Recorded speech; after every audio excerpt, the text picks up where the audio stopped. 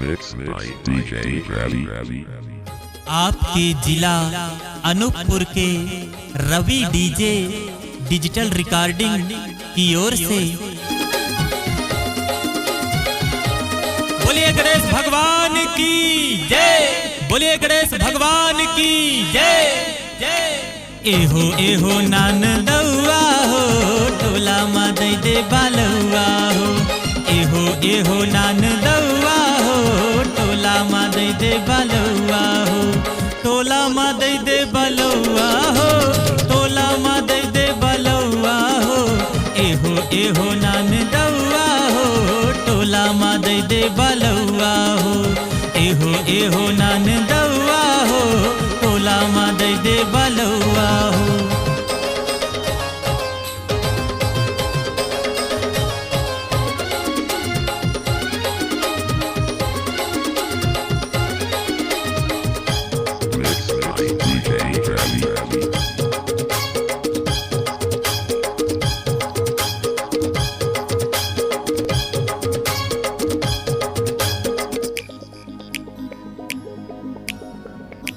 DJ Ravi.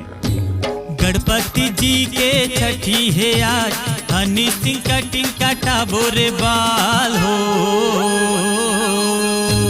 बैठे सुहासिन नाम धराए, गोपाल पंडित कथा सुनाए हो। छानी माँ बोला थे कौआ हो टोला माँ दे दे बलुआ हो, एहो नान दौआ हो टोला माँ दे दे बलुआ हो।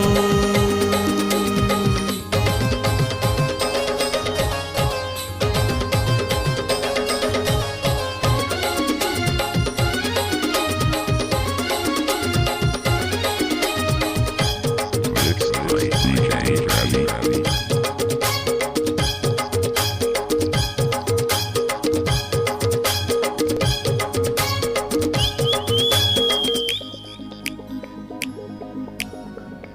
DJ Ravi. गणपति जी के दहकंदो है आज, रवि डीजे अनूपपुर मागा बोरे आज हो। गणपति जी के दहकंदो है आज, डीजे मागा ना बाजा बोरे आज हो। रवि डीजे मागा ना बनाए, गोपाल पंडित महिमा गाए हो। हलवा पूड़ी चूरे लौआ हो टोला मा दे दे बलुआ हो, एहो नान दौआ हो टोला मा दे दे बलुआ हो, टोला मा दे दे बलुआ हो। Mixed by DJ Ravi. टोला मा दे दे बलुआ हो, टोला मा दे दे बलुआ हो, टोला मा दे दे बलुआ हो, टोला मा दे दे बलुआ हो। एहो नान दौआ हो टोला मा दे दे बलुआ हो, एहो नान दौआ हो टोला मा दे दे बलुआ हो, एहो नान दौआ हो टोला मा दे दे बलुआ हो। Mixed by DJ Ravi.